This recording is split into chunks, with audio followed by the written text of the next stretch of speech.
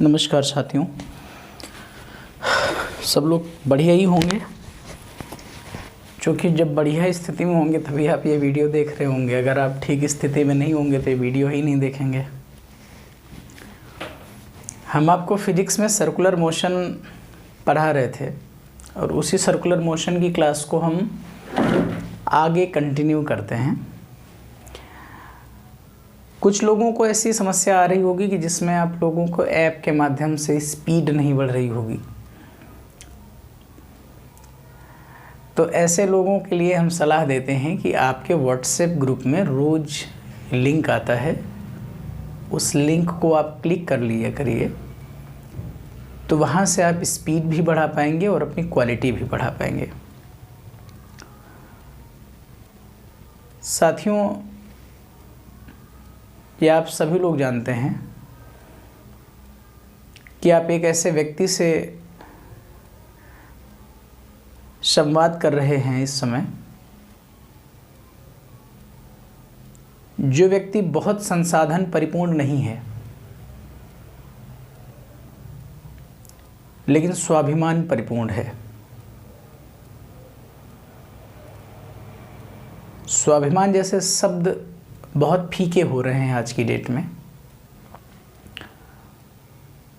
और तब इस बात का डंका बजाना कि हम आपके स्वाभिमान को जीवित रखेंगे, आपके अपने स्वाभिमान को बचा के रखेंगे, ये कहने से ज़्यादा ज़रूरी हो जाता है कि इसे सिद्ध कर दिया जाए।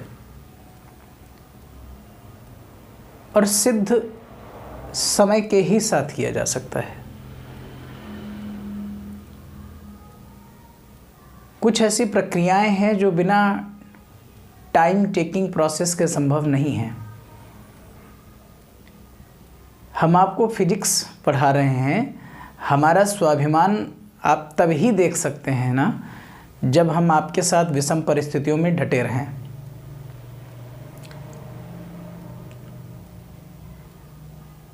तो जैसे भी संसाधन है, खुश रहने की कोशिश करिए, मुस्कुराने की कोशिश करिए, कॉन्सेप्ट्स को अपनी लाइफ से जोड़ने की कोशिश करिए, बहुत मज़ा आएगा।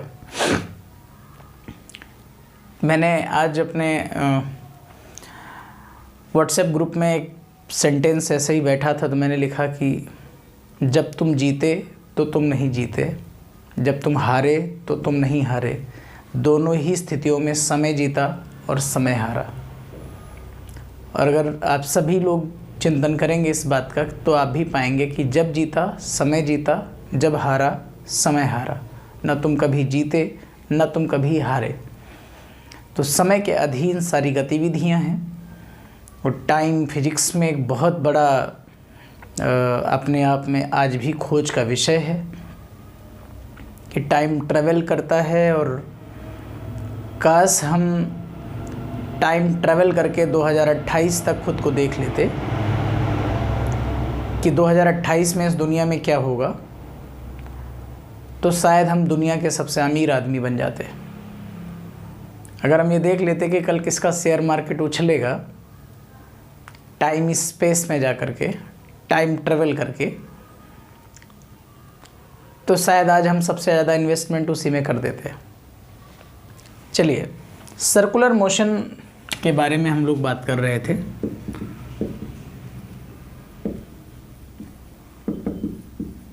सर्कुलर मोशन, और सर्कुलर मोशन में हम लोगों ने पढ़ लिया था कोणीय वेग तथा रेखीय वेग में संबंध, that was called v equal to r omega.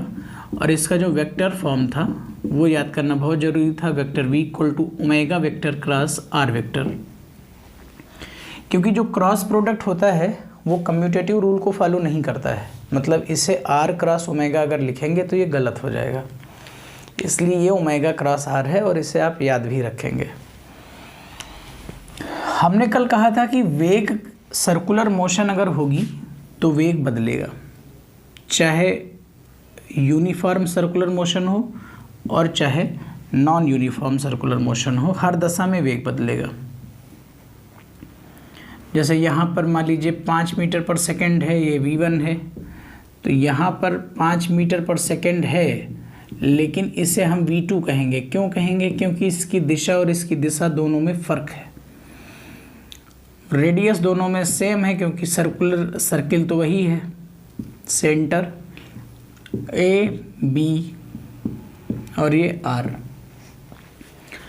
तो आप देख रहे हैं कि यहाँ पर वेलोसिटी चेंज हो रही है। वेलोसिटी का कौन सा पोर्शन चेंज हो रहा है? वेलोसिटी की दिशा चेंज हो रही है।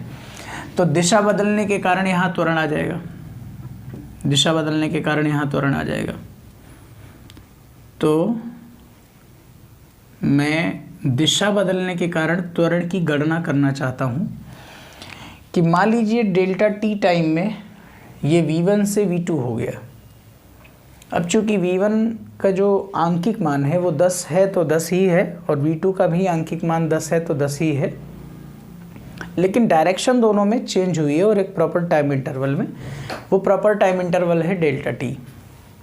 इस डेल्टा टी की वजह से डेल्टा टी टाइम में जो वेग की दिशा है वो बदल गई है।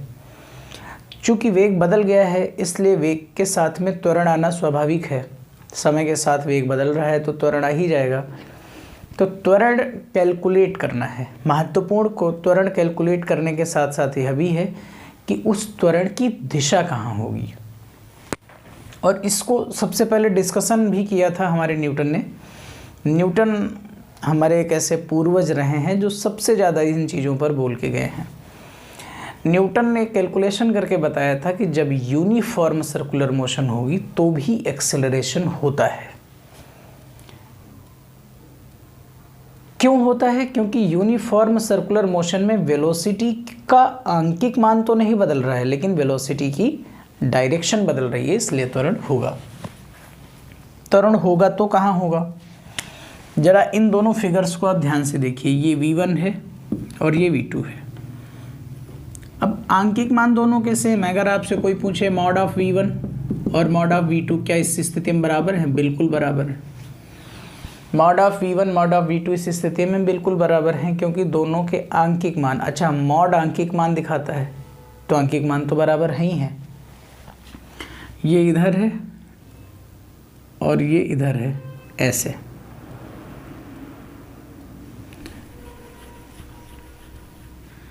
ये इधर है इस तरह से और ये इधर है इस तरह से। ये v1 है, ये v2 है। मान लो समांतर चतुर्भुज की दो संलग्न भुजाओं से ये अगर रिप्रेजेंट किए जा रहे हों तो इनका जो परिणामी होगा वो कहाँ से दिखेगा बताइए? इसके डायगोनल से। इसका डायगोनल कहाँ की तरफ इशारा कर रहा है? सेंटर की तरफ। परिणामी का मतलब हुआ चेंज इन वेलोसिटी। तो आप ये देख रहे हैं कि जो चेंज इन वेलोसिटी है that is directed to the centre of circle. वो जो वेलोसिटी में परिवर्तन हो रहा है वो उस परिवर्तन की जो दिशा है वो दिशा कहाँ है? Towards the centre of the circle. यानी जब कोई भी बॉडी सर्कुलर मोशन करती है तो उसमें सर्किल के सेंटर की तरफ एक फोर्स काम करता है, सर्किल के सेंटर की तरफ एक एक्सेलरेशन काम करता है। ये दिशा के बदलने के कारण आया है। आप ही देखिए, आप बना के कहीं भी किसी भी पॉइंट पर आप समांतर चतुर्भुज की रचना करके देख सकते हैं, हर दशा में जो परिणामी की दिशा आएगी, जो रिजल्टेंट की डायरेक्शन आएगी वो टुवर्ड्स द सेंटर आएगी। हर दशा में वो टुवर्ड्स द सेंटर होगी। कोई ऐसी दशा नहीं है जो टुवर्ड्स द सेंटर ना हो, हर दशा में टुवर्ड्स द सेंटर। यानी हर बार जो वेग के बदलने की दिशा है, जो परिणामी वेग जिसे हम कह सकते हैं, उसकी जो दिशा होगी वो केंद्र की तरफ होगी। कहाँ होगी? केंद्र की तरफ। तो जाहिर सी बात है अगर वेग परिवर्तन केंद्र की तरफ हो रहा है तो त्वरण भी केंद्र की तरफ होगा, क्योंकि त्वरण डिपेंड ही करता है वेग परिवर्तन पर। वेग परिवर्तन बटा समयांतराल बराबर त्वरण। यानी इस स्थिति में, यानी जिसे हम कह सकते हैं acceleration in uniform circular motion, acceleration in uniform circular motion, एक समान वृत्तीय गति में त्वरण होना तो है ही है। ऐसा तो है नहीं कि यूनिफॉर्म में नहीं है, लेकिन यूनिफॉर्म में एक्सेलरेशन किसके कारण आता है? डायरेक्शन चेंज के कारण। ये आपसे क्वेश्चन पूछा जा सकता है। किसके कारण आता है? डायरेक्शन चेंज के कारण त्वरण आता है और इसकी दिशा का सदैव कहाँ होती है? Towards the centre, towards the centre, centre की तरफ होती है, इसलिए इसका नाम हिंदी में लिखा जाता है अभिकेंद्र त्वरण। अभिकेंद्र त्वरण को अगर इंग्लिश में हम देखें तो इसको बोला जाता है सेंट्रीपिटल एक्सीलरेशन। ये सेंट्रीपिटल शब्द ग्रीक भाषा का है जिसका अर्थ होता है सेंटर की तरफ, एक्सीलरेशन। और हिंदी में भी इसका नाम जो अभिकेंद्र रखा गया, अभि माने होता है की ओर और केंद्र माने केंद्र, त्वरण माने त्वरण। अभि माने की ओर केवल हम यही फिजिक्स से देख करके नहीं बता रहे हैं। आप लोग भी कक्षा 10-12 की जब ड्यूटी करते होंगे तो उसमें लिखा रहता है बैठक व्यवस्था पूर्वाभिमुख, पश्चिमाभिमुख, उत्तराभिमुख, उत्तर अभिमुख, उत्तर की ओर मुख करके, तो अभिमानी की ओर होता है।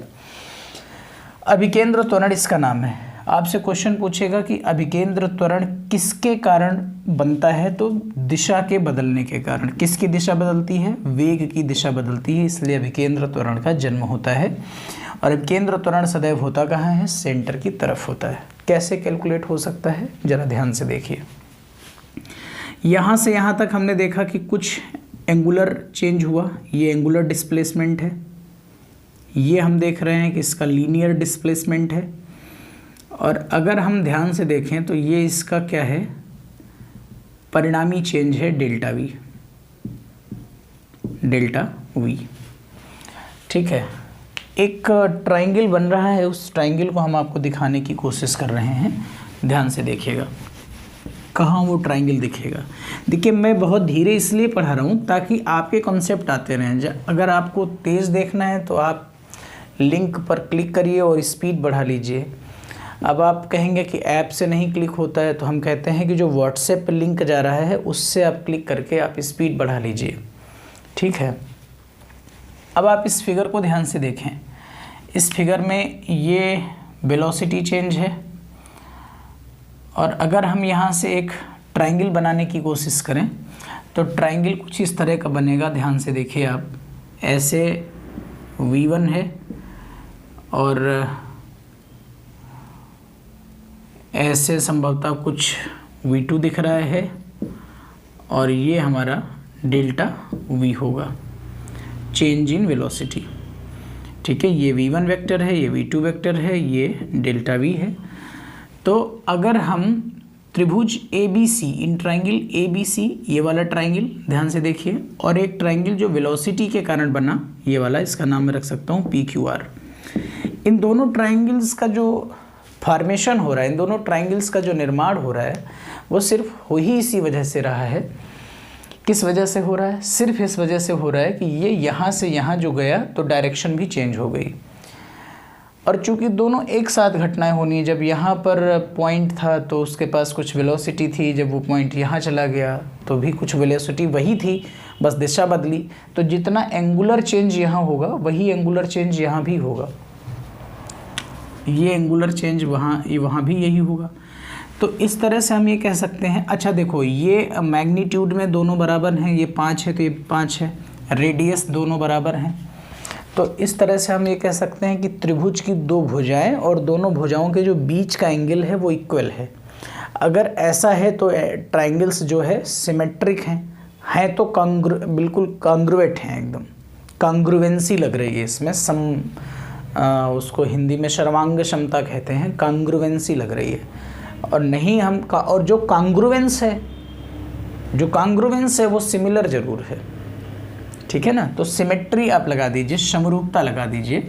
तो समरूपता आप कहेंगे ये साइड का रेशियो RQ और एक कोई साइड ले लीजिए, मान लीजिए हमने PR ले लिया मैग्नीट्यूड फॉर्म में, तो इधर वाली ये साइड ले सकते हैं AB, जो एंगल के सामने वाली है वो हमने ली है, तो यहाँ भी एंगल के सामने वाली लेंगे AB/AC।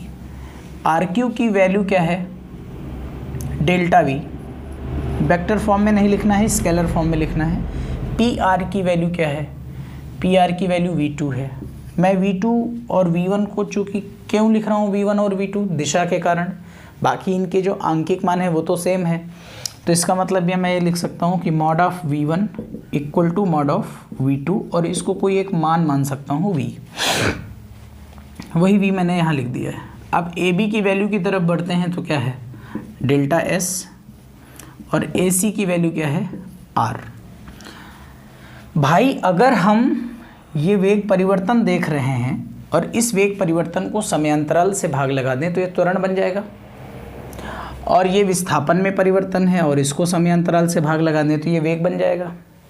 तो ओवरऑल इसको हम डेल्टा टी से अगर डिवाइड करें तो ये होगा delta V by delta t by V equal to delta S by delta t by R।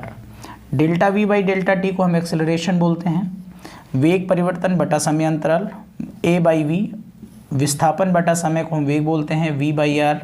अगर ये उधर हम लेके जाएं तो ये आएगा A equal to V square by R।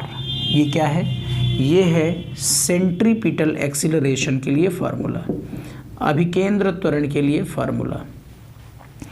अभिकेंद्र त्वरण कोई कोणीय त्वरण नहीं है, अभिकेंद्र त्वरण रेखीय त्वरण के कारण पैदा हुआ है। आप कोणीय त्वरण की यहाँ कल्पना नहीं करेंगे, क्यों नहीं करेंगे, वो सब सर्कुलर मोशन में, रोटेशनल मोशन में हम लोग समझेंगे। सेंट्रीपिटल एक्सेलरेशन आया। अब इस सेंट्रीपिटल एक्सेलरेशन को नाना प्रकार से हम एक्सप्रेस कर सकते हैं, जैसे इसी में हम यूज कर सकते हैं V equals to R omega, हमने पढ़ा मैग्नीट्यूड फॉर्म में। बार बार मैं आपको समझा रहा हूँ कि हर बार वो ज़रूरी नहीं है कि ओमेगा क्रॉस R, वो जब सदिश अवस्था पूछी जाएगी तब हमें उसे सदिश के एक जो रूल हैं उस सदिश के रूल के अनुसार उन्हें क्रॉस प्रोडक्ट में पहले ओमेगा फिर R को लिख के दिखाना है। लेकिन यहाँ ऐसा कुछ नहीं है, इसलिए आप डायरेक्ट यहाँ पे सेट करिए R square omega square by R, ये कैंसिल हो जाएगा। So here we are saying that A equal to R omega square, R omega को अगर 2 पाई n सेट करें तो 2 पाई n का square and that will be 4 pi square n square R। This is acceleration, ठीक है ना। इस तरह का एक्सप्रेशन थोड़ा सा जो कॉम्प्लिकेटेड बन जाता है तो कभी कभी एग्जाम डायरेक्ट इस तरह के प्रश्न रख देता है ना। बाकी आपको याद सिर्फ ये रखना है centripetal acceleration A equal to V square by R।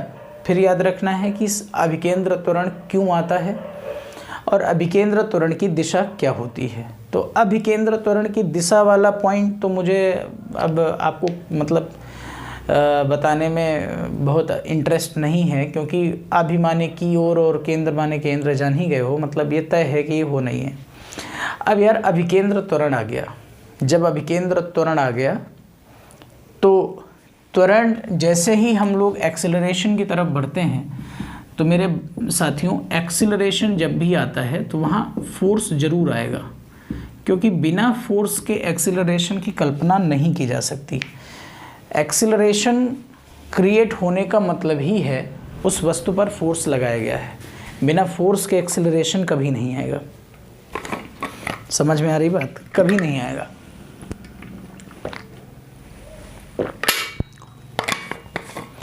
बिना फोर्स के एक्सेलरेशन नहीं आएगा।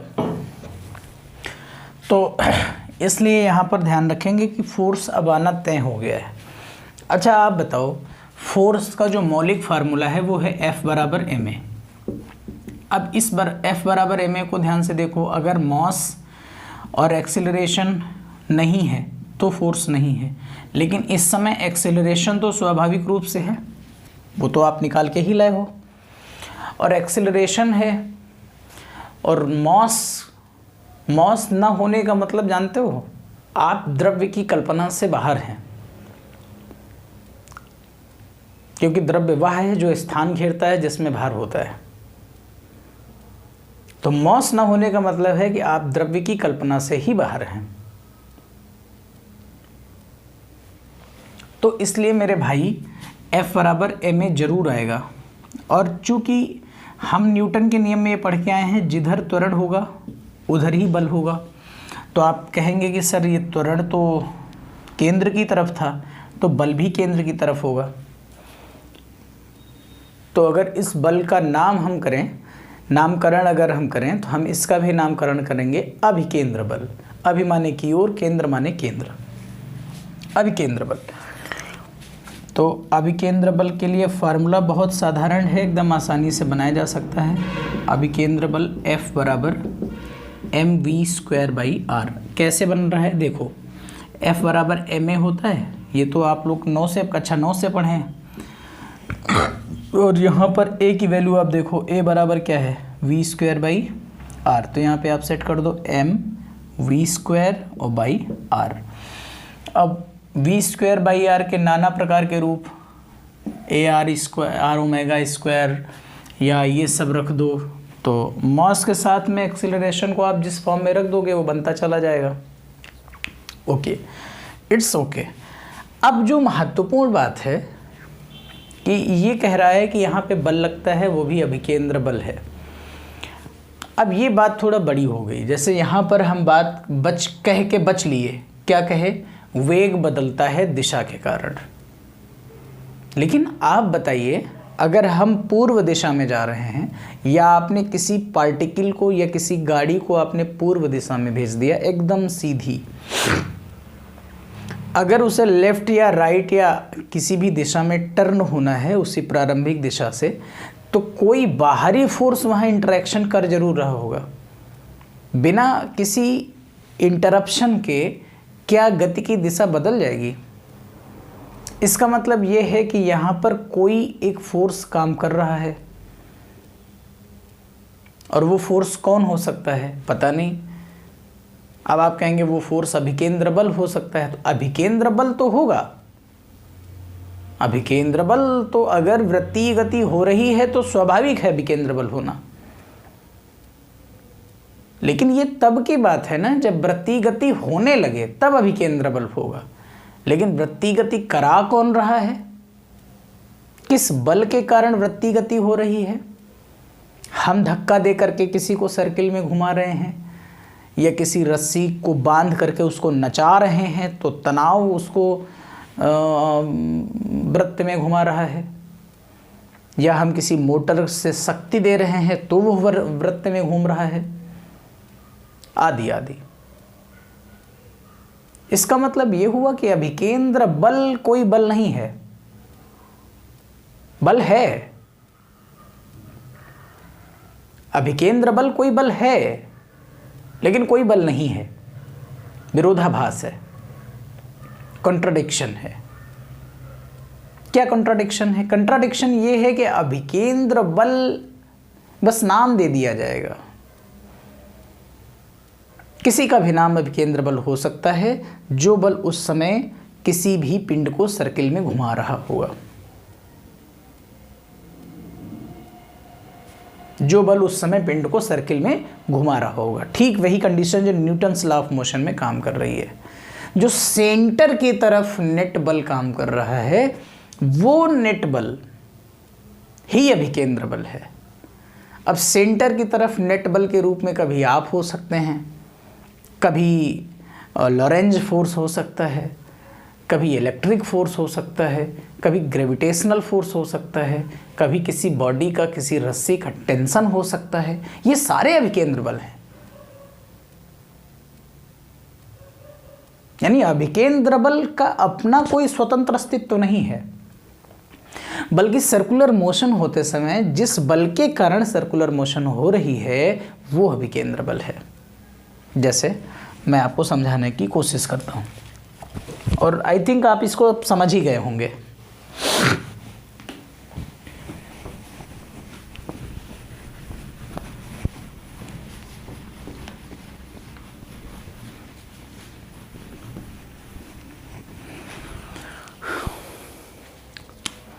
जैसे मान लीजिए कोई सर्कुलर मोशन स्टार्ट होती है,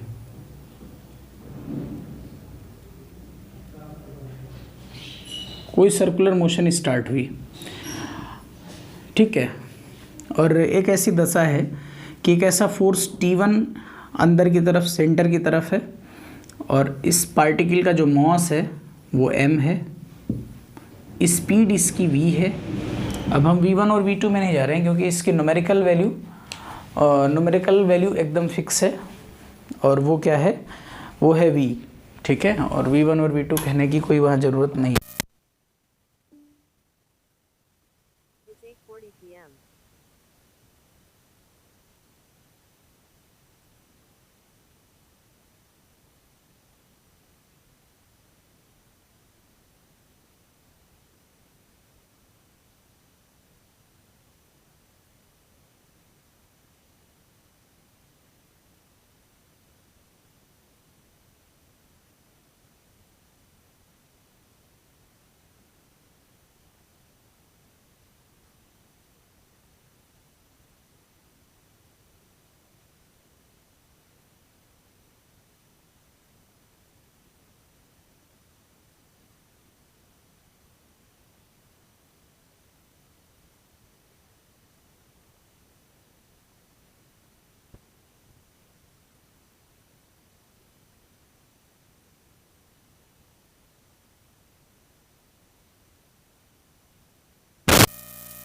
चलिए साथियों, थोड़ा सा डिस्टरबेंस था, ख़त्म हुआ।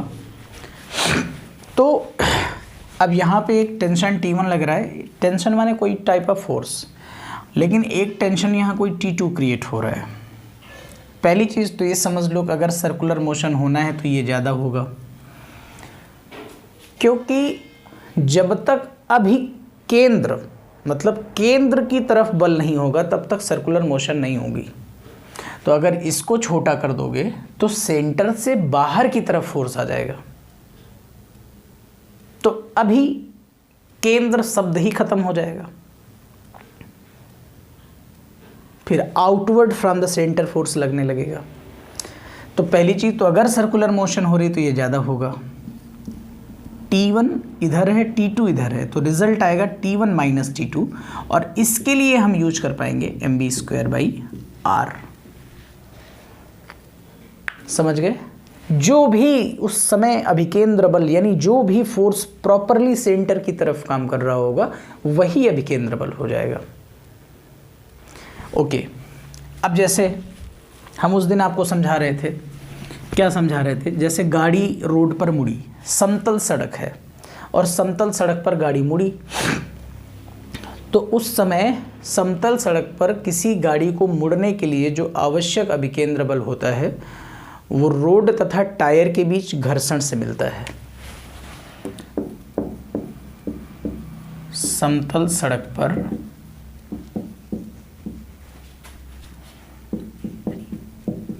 गाड़ी को मुड़ने के लिए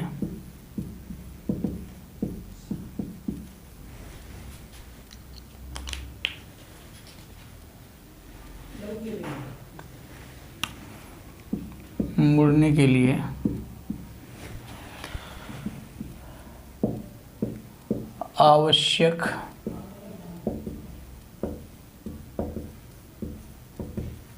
अभिकेंद्र बल रोड व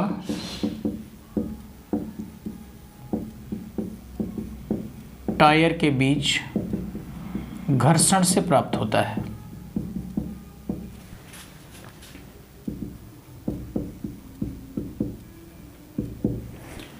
घर्षण से प्राप्त होता है, राइट। यानी इस समय कह सकते हैं कि घर्षण Fs बराबर mv²/r। v क्या है? मोड़ पर चाल, जिस समय हम मुड़ रहे हैं। r क्या है? मोड़ की त्रिज्या। आप ऐसे टर्न लेते हैं ना, तो बस वही है। उस समय टर्निंग के समय आपकी स्पीड क्या है और कितनी ज़्यादा रेडियस या कम रेडियस में आप मूव कर रहे हैं। अब Fs बराबर होता है μsmg, या μmg आप जानते ही हैं, इक्वल टू mv²/r। m से m कैंसिल हो जाएगा, तो यहाँ से हम देख रहे हैं v² इक्वल टू μgr और v equal to square root μgr। अगर ये कंडीशन फॉलो होगी तो ही आप इससे आसानी से गुजर पाएंगे, अदरवाइज नहीं गुजर पाएंगे। अब इसी का एक दूसरा फॉर्म देख सकते हैं इस इक्वेशन का। एक तो कंक्लूजन ये आ गया इसी इक्वेशन से, ये स्टार इक्वेशन हम मान सकते हैं। स्टार इक्वेशन का एक कैलकुलेशन आ गया v इक्वल टू √μgr। हो सकता है डायरेक्ट आपसे ऑब्जेक्टिव में पूछ ले। दूसरा अगर हम इसको देखें तो v² इक्वल टू μgr। अगर मैं जी आर को इधर भेज दूँ v²/rg इक्वल टू म्यू, ठीक है। अब आप ये भी जानते हैं कि म्यू बराबर क्या होता है, tan theta. Mu equals to tan theta, तो यहाँ पे सेट हो जाएगा v²/rg equal to tan theta.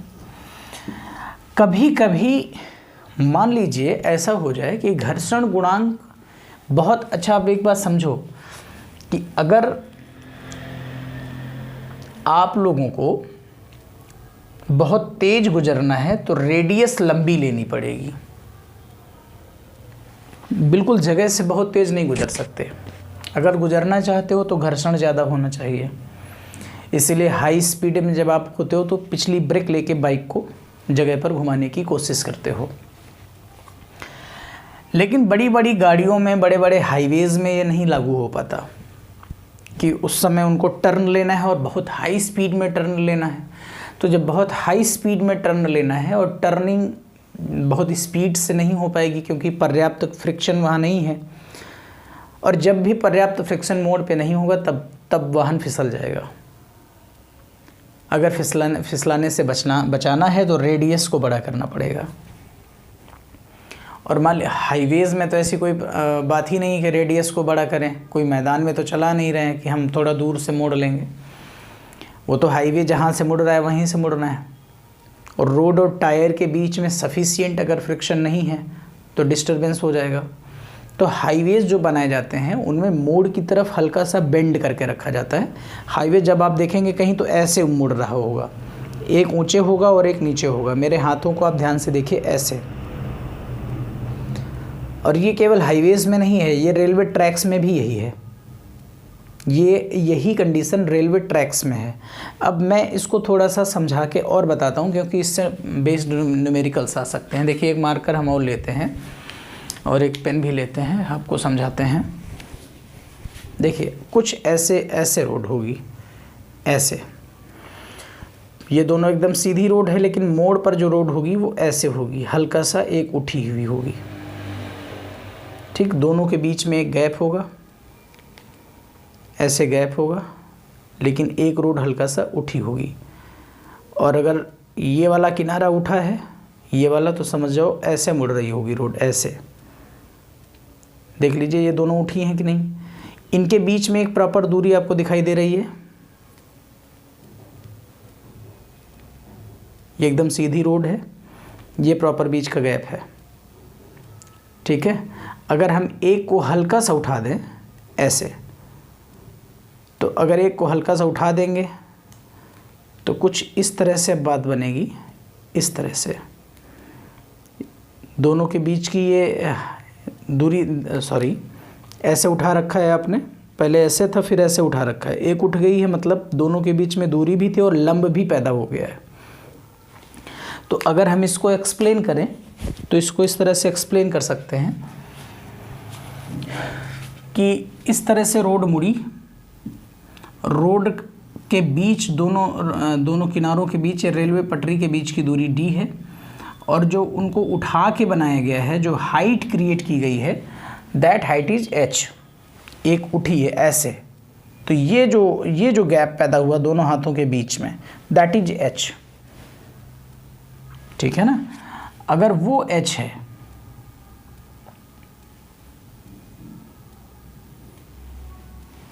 ये जो हाइट पैदा हो रही है, अगर वो h है और ये एंगल थीटा है, तो अब अगर घर्षण कम भी है तो वो जो tan थीटा की पूर्ति अभी तक घर्षण से हो रही थी, वो tan थीटा की पूर्ति यहाँ से मैन्युफैक्चरिंग इश्यूज क्रिएट करके बना दी जाती है। तो यहाँ से एक बात और बन सकती है, tan theta equal to h/d।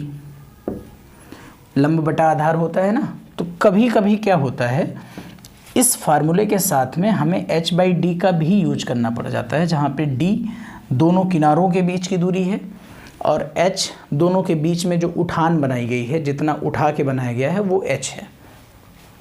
यहाँ से ये है सेंट्रीपिटल फोर्स का फ्रिक्शन से रिलेटेड कॉन्सेप्ट। अब इसी तरह से बहुत सारे कॉन्सेप्ट हम देख सकते हैं, जैसे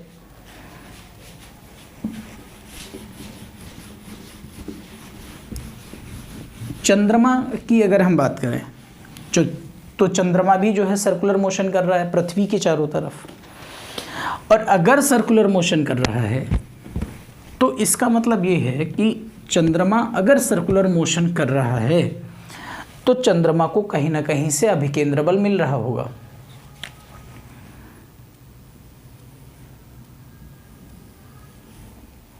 चंद्रमा को कहीं ना कहीं से अभिकेंद्र बल मिल रहा होगा। ये मान लीजिए, मैं मान लेता हूँ मास ऑफ अर्थ है और ये मास ऑफ मून है और दोनों के बीच की दूरी स्मॉल r है।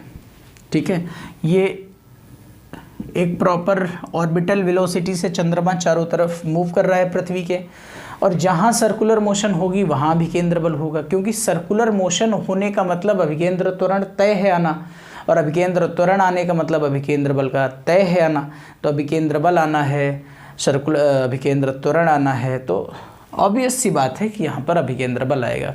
लेकिन फिर वही बात, अभिकेंद्र बल चलाता नहीं है, बल्कि जो चला रहा होता है इस समय यहाँ पर वही अभिकेंद्र बल बन जाता है। तो चंद्रमा को पृथ्वी के चारों तरफ कौन चला रहा है? किसके कारण चंद्रमा और पृथ्वी के बीच में अभिकेंद्र बल आ रहा है? तो वो है चंद्रमा और पृथ्वी के बीच कार्य करने वाला गुरुत्वाकर्षण बल। चंद्रमा पृथ्वी के केंद्र की ओर खींचता है, पृथ्वी चंद्रमा के केंद्र की ओर खींचती है, और चंद्रमा और पृथ्वी के बीच में गुरुत्वाकर्षण बल जो है वो सेंटर की तरफ लगता है, और यही गुरुत्वाकर्षण बल इसे परिणामी अभिकेंद्र बल प्रदान करता है। अब ये बात हमसे मत पूछना कि चंद्रमा पृथ्वी को खींच रहा है, पृथ्वी चंद्रमा को खींच रही तो चंद्रमा गिरता क्यों नहीं? अगर आप साइकिल लगातार चला रहे हैं और सर्किल में चला रहे हैं तो क्या आप साइकिल से सेंटर की तरफ गिर जाते हैं? क्या नहीं गिरते हैं ना। मतलब कोई बैलेंस बॉडी काम कर रही है ना, किसी फोर्स के माध्यम से आप बैलेंस्ड बने हुए हैं। सेंटर की तरफ फोर्स लग रहा है फिर भी आप नहीं गिर रहे हैं, मतलब कोई और फोर्स आपको बैलेंस कर रहा है। तो ठीक वैसे यहाँ पर भी घटना है। मतलब चंद्रमा को पृथ्वी के चारों तरफ घूमने के लिए, पृथ्वी के चारों तरफ घूमने के लिए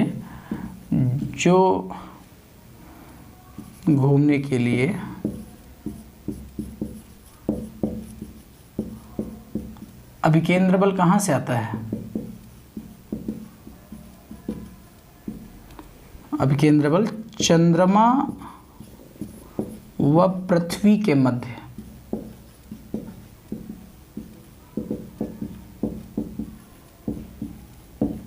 गुरुत्वाकर्षण बल से मिलता है।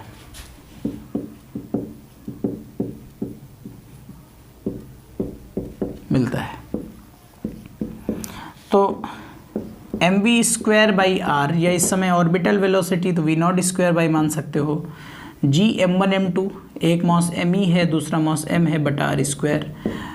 इस तरह से हम लोग ये निकाल सकते हैं कि v0² बराबर gme बटा r और v0 इक्वल टू √ gme बटा r। बहुत सारे यहीं से हम कॉन्सेप्ट कैलकुलेट करके दिखा सकते हैं। ये चंद्रमा की ऑर्बिटल वेलोसिटी हो गई, ये किसी भी सैटेलाइट की ऑर्बिटल वेलोसिटी हो गई। अगर हमें उसे पृथ्वी के सेंटर से दूरी पता चल जाए तो हम ऑर्बिटल वेलोसिटी कैलकुलेट करके बता सकते हैं कि चंद्रमा कितने स्पीड से चारों तरफ, पृथ्वी के चारों तरफ घूम रहा है। ठीक है, ये भी देखिए अभिकेंद्र बल का गजब का कॉन्सेप्ट है। ऐसे ही आप लोग पढ़ते हैं कि जब कोई चार्ज पार्टिकल किसी यूनिफॉर्म मैग्नेटिक फील्ड में जाता है और परपेंडिकुलर जाता है, तो वो परपेंडिकुलर, जैसे मान लीजिए इस कमरे में मैग्नेटिक फील्ड है छत से नीचे की तरफ, या आप जिस रूम में पढ़ रहे हैं वहाँ पे जो मैग्नेटिक फील्ड है वो छत से नीचे की तरफ है, और आपके दरवाजे से कोई एंट्री करता है चार्ज, तो इसका मतलब मैग्नेटिक फील्ड के लंबवत आया। तो अब ये चार्ज अगर बाहर उधर दरवाज़ा तुम खोल भी दो तो ये चार्ज उधर से उधर नहीं जाएगा। अब ये चार्ज उधर से उधर नहीं जाएगा, बल्कि ये चार्ज इस कमरे दरवाजे से घुस के यहीं घूमने लगेगा। यानी यदि कोई आवेश एक समान चुंबकीय क्षेत्र के लंबवत प्रवेश करे, 90 डिग्री पर अगर एंट्री करे, तो वह भी सर्कुलर मोशन करेगा। अच्छा, वहाँ भी अगर सर्कुलर मोशन होगी तो वहाँ भी अभिकेंद्र बल होगा। अब फिर प्रश्न बनता है कि वहाँ अभिकेंद्र बल कहाँ से आ रहा है? तो वहाँ अभिकेंद्र बल लॉरेंज बल से आता है, वो जो QVB बनता है। क्यू बी साइन थीटा तो 90 हो गया, मैग्नेटिक फील्ड के साथ में उसके चलने की दिशा 90 डिग्री है। तो वो जो क्यू वी बी है that is the m v square by r. ठीक है, उसको भी देख लेते हैं।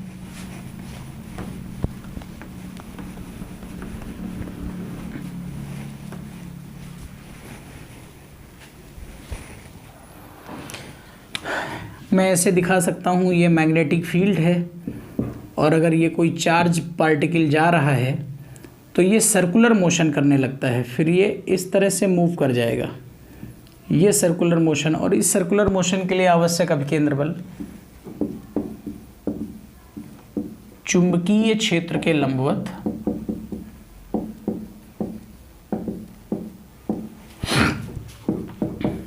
गतिशील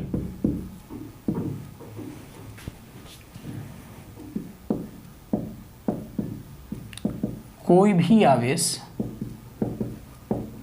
कैसी गति करता है? वृत्तीय गति करता है। कैसी गति करता है? वृत्तीय गति करता है। इसे अभिकेंद्र बल कहाँ से मिलता है? अभिकेंद्र बल लॉरेंज बल से मिलता है। लॉरेंज बल से मिलता है। ठीक है, लॉरेंज बल क्यू वी बी बराबर m v square by r. बहुत सारी चीज़ें यहाँ से भी निकाली जाती हैं, r equal to m v by q b, इस तरह की चीज़ें। फिर ये मोमेंटम अगर आप चाहें तो पी बाई क्यू बी, फिर वो सब हम मैग्नेटिज्म में जब आएंगे तो पढ़ेंगे। लेकिन हमें समझ में आ रहा है कि देखिए किस तरह से अभिकेंद्र बल की उपयोगिता और किस तरह से अभिकेंद्र बल के बहुत डिफरेंट फॉर्म्स हमें मिल जाते हैं। ठीक है, ये था अभिकेंद्र त्वरण और अभिकेंद्र बल का कॉन्सेप्ट। अब हम आगे बढ़ते हैं, देखते हैं।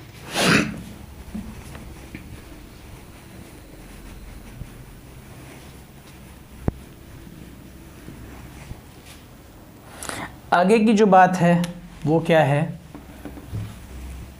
आगे की जो बात है वो है परिवर्ती वृत्तीय गति में त्वरण। परिवर्ती वृत्तीय गति आप समझ रहे हैं?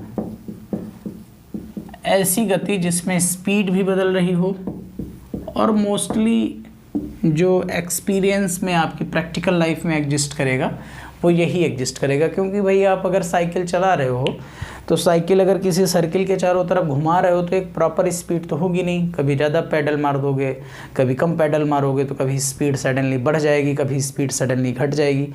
तो कहने का सेंस ये है कि यही ज़्यादा एग्जिस्टेंस में आता है, वो वाला तो थोड़ा कम एग्जिस्टेंस में आता है अभिकेंद्र त्वरण वाला, जिसमें खाली कंसेप्ट आता है। लेकिन इसमें तो दोनों कंसेप्ट एग्जिस्ट करेंगे। परिवर्ती वृत्तीय गति में त्वरण। अब देखो परिवर्ती वृत्तीय गति में क्या चेंज हो रहा होगा? जैसे मान लो ये सर्कुलर मोशन हो रही है और यहाँ किसी बंदे की स्पीड v1 है और यहाँ किसी बंदे की स्पीड क्या हो जाती है? v2 हो जाती है। Mod of v1 vector v1 और वेक्टर v2 कितना चेंज होता है? That is delta s। कितना एंगुलर चेंज होता है? Delta theta. रेडियस क्या है? Small r। Centre c a b। अभी हम पीछे कह रहे थे कि दोनों का मॉडुलस फॉर्म बराबर है, vector v1 equal to vector v2। लेकिन यहाँ पर vector v1 mod of vector v1 does not equal to mod of vector v2, मतलब इन दोनों के आंकिक मान भी बदल रहे हैं। अगर ये 5 है तो अब ये 5.5, 4.5, 6, 10 जो भी है, लेकिन 5 नहीं है। यही है वेरिएबल सर्कुलर मोशन। अच्छा, अगर ऐसा नहीं है तो ऐसी दशा में क्या दिशा बदल रही है?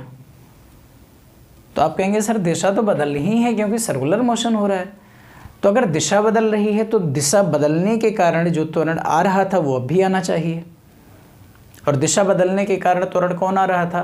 अभिकेंद्र त्वरण। यानी इसमें भी अभिकेंद्र त्वरण एग्जिस्ट करेगा। लेकिन एक दूसरा त्वरण भी एग्जिस्ट करेगा जो इसके परिमाण के बदलने के कारण आ रहा है, और वो सदैव स्पर्श रेखा की दिशा में होगा। क्योंकि जब भी मोशन होगी तो देखो इस सर्किल की स्पर्श में हर पॉइंट पे स्पर्श में हो रही होगी। तो ऐसी स्थिति में there are 2 types of the एक्सेलरेशंस।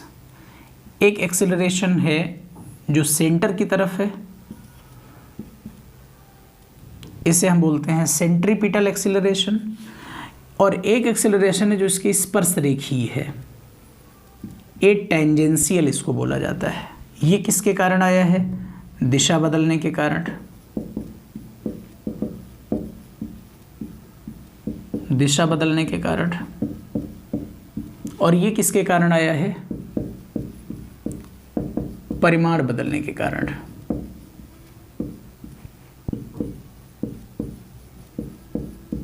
परिमाण बदलने के कारण। स्पर्श रेखीय है और हम जानते हैं कि सर्किल में त्रिज्या और स्पर्श रेखा के बीच में 90 डिग्री का एंगल होता है, तो ये 90 डिग्री होगा।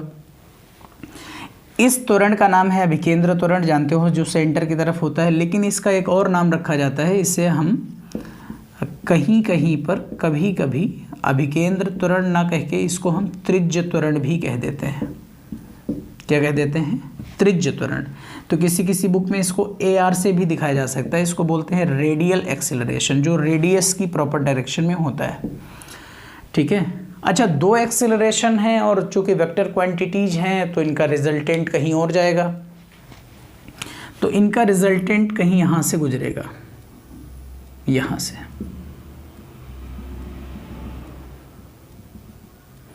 रिजल्टेंट मान लो, रिजल्टेंट इसका क्या माना जाए? कैपिटल A, परिणामी त्वरण।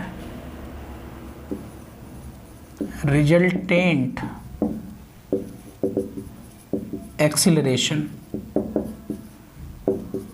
R equal to √ A radial square plus A tangential square. ये हो गया परिवर्ती वृत्तीय गति में त्वरण। आगे बढ़ेंगे। एक बहुत चर्चा होती है और उसका नाम है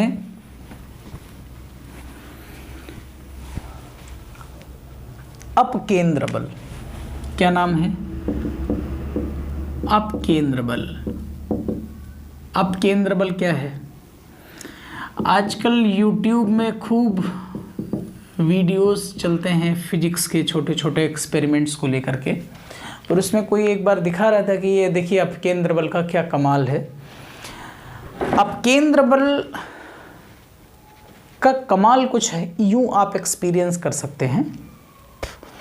जैसे मान लीजिए कि कोई आपके घर में एक मेज है जो रोटेट करती है, या आप किसी मशीन से, पंखे की मोटर से उसे आप रोटेट करें, और उसमें आप जो है बहुत आराम से कोई एक चार्जर रख दें, मार्कर रख दें, डस्टर रख दें, कुछ भी रख दें और मोटर को घुमा दें। आप देखेंगे कि पंखा घूम रहा है या जो मेज घूम रही है, और उसमें रखी हुई, बाहर से जब आप देखेंगे तो उसमें रखा हुआ जो डस्टर है वो भी घूम रहा है। बाहर आप खड़े देख रहे हैं पूरा तमाशा, पूरा तमाशा आप बाहर खड़े देख रहे हैं, लेकिन घूम कौन रहा है? मेज। अगर हम उस डस्टर के साथ में कुछ दूरी पर कोई एक और ऑब्जेक्ट रख दें, ऑल आउट रख दें, मान लीजिए हमारे, अभी ये सब चीज़ें चूंकि सामने दिख रही हैं तो वैसे उदाहरण आ जा रहे हैं, ऑल आउट रख दें। ऑल आउट कुछ दूरी पर रखा है, डस्टर कुछ दूरी पर रखा है, मेज फिर घुमा दी, मेज घूम रही है, लेकिन ऑल आउट और duster are not changing their position with the respect of time. मान लीजिए ऑल आउट की जगह पर अगर हम बैठ जाते तो हम क्या कहते कि क्या डस्टर पर कोई बल लग रहा है?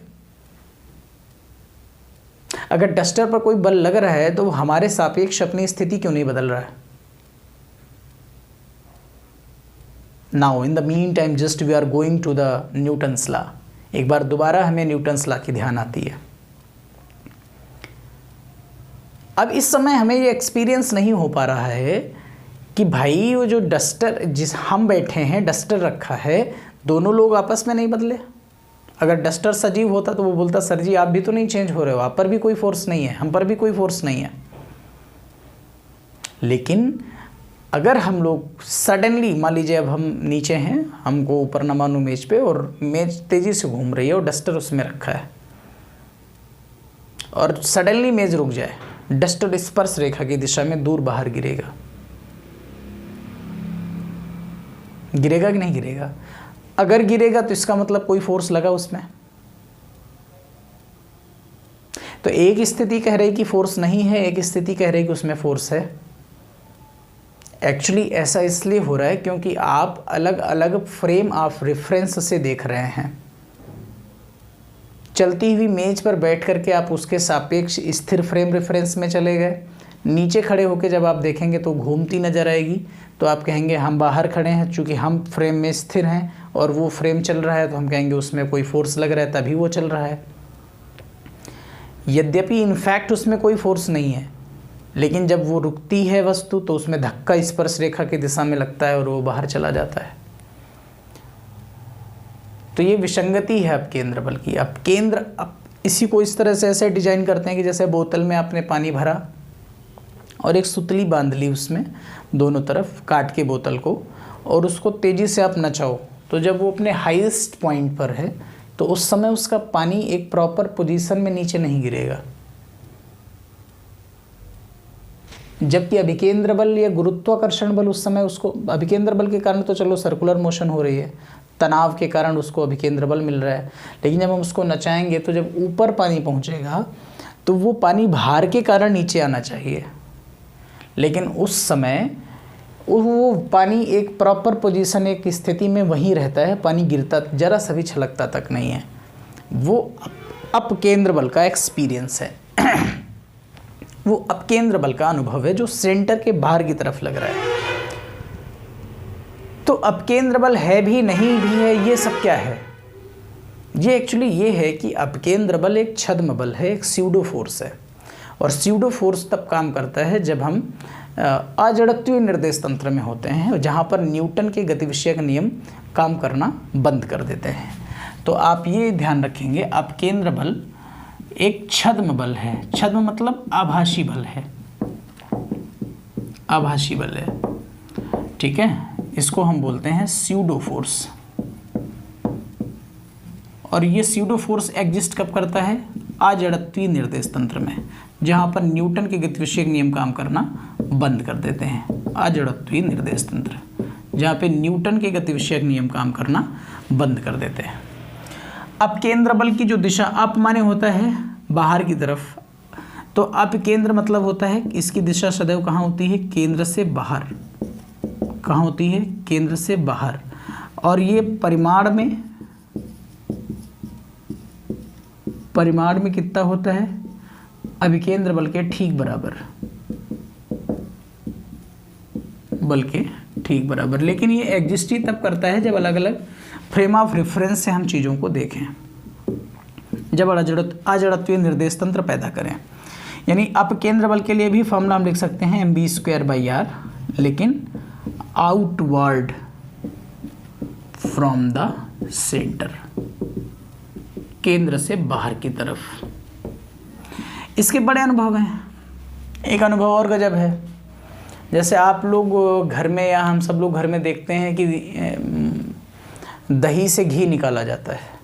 तो जब हम लोग मथनी से उसको मथते हैं, हम लोग नहीं, मम्मी लोग घर में, या फिर हम लोग इलेक्ट्रिक मशीन से चलाते हैं, तो उसमें क्या है कि उसमें जब हम उसको मथते हैं तो F = mv²/r, और सर्कुलर मोशन उस समय कौन कर रहा है? मशीन कर रही है। यानी वहाँ के जो पार्टिकल्स हैं उनका सर्कुलर मोशन से कोई लेना देना नहीं है। वो पार्टिकल्स हर टाइम, हर मोमेंट अपकेंद्र बल एक्सपीरियंस कर रहे हैं। They are feeling the centrifugal force. अपकेंद्र बल को सेंट्रीफ्यूगल फोर्स बोला जाता है, सेंट्रीफ्यूज नहीं बोला जाता।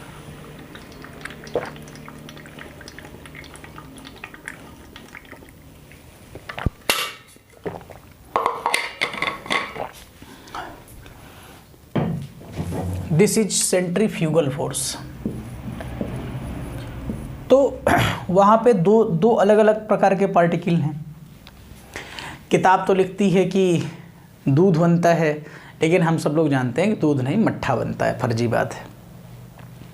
वो लोग दूध इस क्रम में लिखते हैं क्योंकि वो लोग दूध से फैट निकालने की प्रक्रिया इसी विधि पर समझाते हैं। जब दूध को बहुत तेज़ी से चलाया जाता है तो वहाँ पे जो क्रीम जो हल्की होती है, आप लोगों को मालूम होगा क्रीम हल्की होती है, तो जो हल्के पार्टिकल्स हैं mv²/r के अकॉर्डिंग जो हल्के पार्टिकल्स हैं वो छोटी रेडियस लेते हैं, f को फिक्स कर लीजिए, mv²/r में से r उसको उधर ले आइए तो m प्रोपोर्शनल टू r आ जाएगा। इसको कांस्टेंट कर लीजिए सबके लिए, पूरे सिस्टम के लिए, क्योंकि ये दे कौन रहा है, मशीन दे रही है, तो सबको f ही दे रही होगी, सबके लिए v सेम होगा, तो m प्रोपोर्शनल टू बचता है r। हल्का पार्टिकल छोटी रेडियस, बड़ा पार्टिकल बड़ी रेडियस। तो हल्का पार्टिकल कौन होता है, क्रीम। तो जो क्रीम हल्की होती है वो बहुत दूर नहीं, बर्तन के किनारे नहीं जा पाती है, बीचों बीच में क्रीम जमती चली जाती, क्रीम निकाल लेते हैं, बाकी सेपरेटा बच जाता है। इस विधि को कहा जाता है अपकेंद्रित। क्या कहा जाता है, अपकेंद्रित। दूध से फैट निकालने की प्रक्रिया अपकेंद्रित कहलाती है, दही से घी बनाने की प्रक्रिया अपकेंद्रित कहलाती है। आई थिंक आपको ये बात समझ में आ गई होगी। अपकेंद्रित किसके अनुभव पर आधारित है, अपकेंद्र बल के अनुभव पर आधारित है, based on the centrifugal force. दूध से क्रीम निकालने की प्रक्रिया को अपकेंद्रित कहा जाता है। आई थिंक आप लोगों को ये बात ठीक से समझ में आ गई होगी। अब दो चीज़ें हमको समझनी है। एक तो पुराने ज़माने में चक्की जो चलती थी, मम्मी लोग जो चक्कियाँ पीसती थी और आटा निकालती थी, या पंखे हमारे यहाँ घूमते हैं, इसमें अगर कोई पार्टिकल रख दें तो वो भी एक पंखे के रॉड की तरफ सर्कुलर मोशन कर रहा है। या कोई बच्चा यूँ घूमता रहता है बचपन में जब खेलता है, या हम मेले के झूले को देख सकते हैं कि झूला यूँ राउंड कर रहा है, ठीक है। और एक दूसरा उदाहरण है हमारे पास चारा मशीन, हमारे पास दूसरा उदाहरण है इंजन का पहिया, हमारे पास दूसरा उदाहरण है किसी गाड़ी का पहिया। हालांकि वो रोटेशनल मोशन है, लेकिन बस हम रोटेशनल मोशन कुछ नहीं है, रोटेशनल मोशन सर्कुलर मोशन से कहीं ना कहीं कोरिलेटेड होके ही निकलेगी। जब हम क्लास पढ़ेंगे तो देखेंगे बहुत सारी सर्कुलर मोशंस जब क्रिएट हों किसी धुरी के चारों तरफ, तो that is called rotational motion.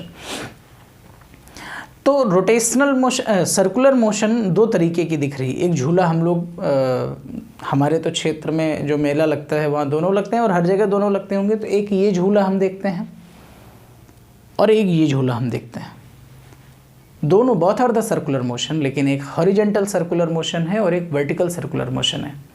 तो वर्टिकल सर्कुलर मोशन क्या है और इसमें क्या क्या कॉन्सेप्ट होते हैं, और हॉरिजॉन्टल सर्कुलर मोशन के क्या क्या कॉन्सेप्ट होते हैं, इसे हम कल सीखेंगे।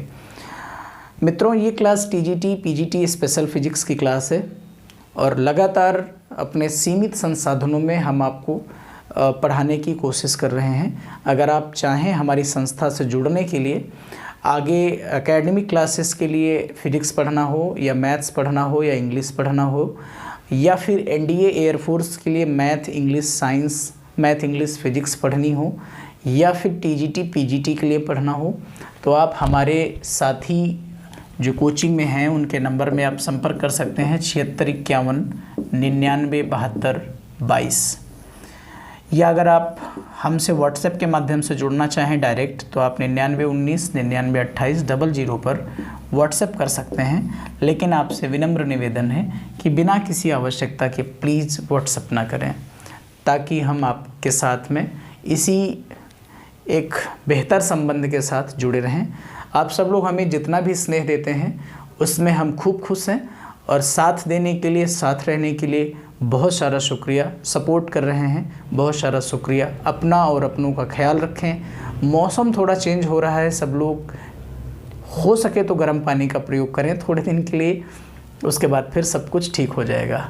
बहुत बहुत धन्यवाद। Love you all. Thank you.